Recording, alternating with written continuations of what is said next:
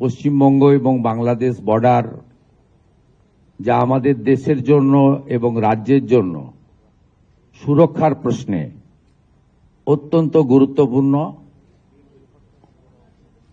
আমাদের এই রাজ্যে এবং দেশে নানা জায়গায় যে ধরনের দেশবিরোধী কাজ, আইন শৃঙ্খলা জনিত অপরাধ, লাভ জেহাদ, ল্যান্ড জেহাদ,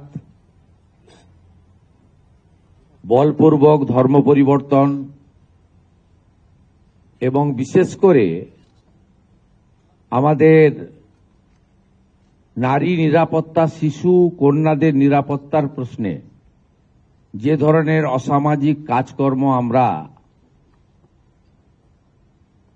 বৃদ্ধি লক্ষ্য করেছি এবং তার সঙ্গে যুক্ত যারা বিভিন্ন সময়ে বিভিন্ন প্রদেশে এবং এই রাজ্যে ধরা পড়েছে, তাদের মধ্যে একটা বড় অংশ বাংলাদেশ থেকে আসা অবৈধ অনুপ্রবেশকারী। ভারতবর্ষের সঙ্গে বাংলাদেশের সীমান্ত 4000 কিলোমিটার, পশ্চিমবঙ্গে 2200 কিলোমিটার। বাকি 4টে রাজ্যে ওখানকার রাজ্য সরকার বিএসএফ এর চাহিদা মতো পূর্ণাঙ্গ জমি হস্তান্তর করেছে। আমাদের এই রাজ্যে 2200 কিলোমিটারের মধ্যে 1600 কিলোমিটার ফেন্সিং রয়েছে। অ্যাপ্রক্স 600 কিলোমিটার ফেন্সিং এর জন্য আমাদের সীমান্তে যে কাঁটা তার সম্পূর্ণ করতে আমরা পারিনি। এর মধ্যে 555 কিলোমিটার এমন এলাকা রয়েছে যেখানে রাজ্য সরকার চাইলে বিএসএফকে জমি দিতে পারত, কিন্তু বিগত রাজ্য সরকার রাজনৈতিক কারণে, ভোট ব্যাংকের জন্য এবং তাদের যে হাই অ্যাপিজমেন্ট, তুষ্টিকরণ, তোষণের এজেন্ডা ছিল, সেই কারণে তারা হয়তো দেয়নি। মাননীয় স্বরাষ্ট্রমন্ত্রী 2016 রাজনাথ সিংজি পার্সোনাল ডিও লিখেছিলেন, দিদেন চিফ মিনিস্টারকে। পরে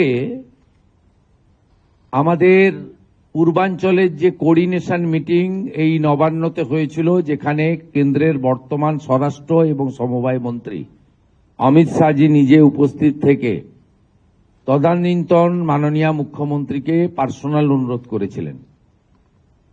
গোবিন্দ মোহনজি ভারত সরকারের স্বরাষ্ট্র সচিব, তিনি গত 1.5 বছরে শুধু চিঠি লেখা নয়, তদানীন্তন মুখ্য সচিব এবং আধিকারিকদের সঙ্গে অন্তত 5 থেকে 6টি মিটিং করেছেন, নিটফল শূন্য। আমরা বর্তমান সরকার আসার পরে দ্রুততার সঙ্গে এই ল্যান্ড হ্যান্ডওভারের প্রক্রিয়া শুরু করতে চলেছি।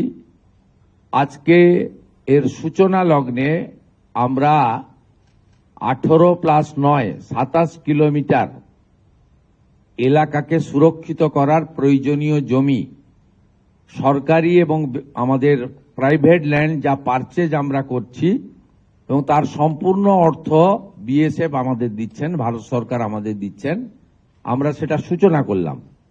আমি বিশ্বাস করি পশ্চিমবাংলার দেশপ্রেমিক জনগণ এবং আমাদের অত্যন্ত দক্ষ আধিকারিকরা, তারা আগামী কিছুদিনের মধ্যেই যতটা জমি আমাদের দেওয়ার দরকার বা আমরা দিতে পারব, যেখানে যেখানে সীমান্ত সুরক্ষার প্রশ্নে কাঁটাতার দেওয়া সম্ভব, আমরা অতি দ্রুততার সঙ্গে তুলে ধরব। একটু পরেই আধিকারিক স্তরে মাননীয় ডিজি বিএসএফ, যিনি ওয়েস্ট বেঙ্গল ক্যাডারের একজন অফিসার, তিনি জঙ্গলমহলেও কাজ করেছেন 2008-9, আমি ওনাকে পার্সোনালি চিনি। তিনি পশ্চিমবঙ্গকে অত্যন্ত ভালোবাসেন। তাকে আধিকারিকরা জমি হ্যান্ডওভার করবেন। আপনাদের মাধ্যমে পশ্চিমবাংলার দেশপ্রেমিক রাষ্ট্রবাদী জনগণ এবং মুখ্যমন্ত্রী হিসেবে আমি এবং অন্যান্য আধিকারিকরা, অন্যান্য বিএসএফ এর অফিসিয়ালরা আমরা এই গুরুত্বপূর্ণ সন্ধিক্ষণে এই হ্যান্ডওভারের সাক্ষী হিসেবে থাকব। আমি এর সাথে দুটো বিষয় আপনাদের উল্লেখ করব জনগণের জ্ঞাতার্থে। স্ট্যান্ডিং আমাদের যে প্রসিডিওর ছিল তাতে বর্ডার ডিস্ট্রিক্টগুলোতে কোঅর্ডিনেশন মিটিং প্রতিনিয়ত করার বিষয় ছিল। দীর্ঘ কয়েক বছর ধরে পশ্চিমবঙ্গে বর্ডারে ডিস্ট্রিক্ট ম্যাজিস্ট্রেটদের পৌরোহিত্যে যে কোঅর্ডিনেশন মিটিং, যাতে বিএসএফ, স্টেট পুলিশ, কাস্টমস সহ অন্যান্য সংশ্লিষ্ট বিভাগ যেখানে থাকার কথা, একটাও মিটিং হয়নি। নতুন সরকার 9/5/2026 দায়িত্ব নেওয়ার পরে আমরা দার্জিলিংয়ে এই ধরনের কোঅর্ডিনেশন মিটিং করেছি 19/5-এ দার্জিলিং এবং শিলিগুড়িতে। আমরা 18/5-এ করেছি জলপাইগুড়িতে। আমরা 18/5-এ করেছি কোচবিহারে। দক্ষিণ দিনাজপুরে হয়েছে 18/5-এ। 19/5-এ হয়েছে উত্তর দিনাজপুরের রায়গঞ্জ পুলিশ ডিস্ট্রিক্টে, ইসলামপুর পুলিশ ডিস্ট্রিক্টে। 18/5-এ হয়েছে মালদায়, মুর্শিদাবাদ পিডি, জঙ্গিপুর পিডিতে হয়েছে 18/5-এ, এবং নদিয়ার আপনার Krishnanagar PD 18/5, Ranaghat PD police district 18/5। North চব্বিশ পরগনাতেও 18 তারিখ হয়েছে বনগাঁ পুলিশ ডিস্ট্রিক্টে, 19/5-এ হয়েছে বসিরহাট পুলিশ ডিস্ট্রিক্টে, আর বারুইপুর পুলিশ ডিস্ট্রিক্টে সাউথ 24 পরগনাতে 14/5-এ হয়েছে।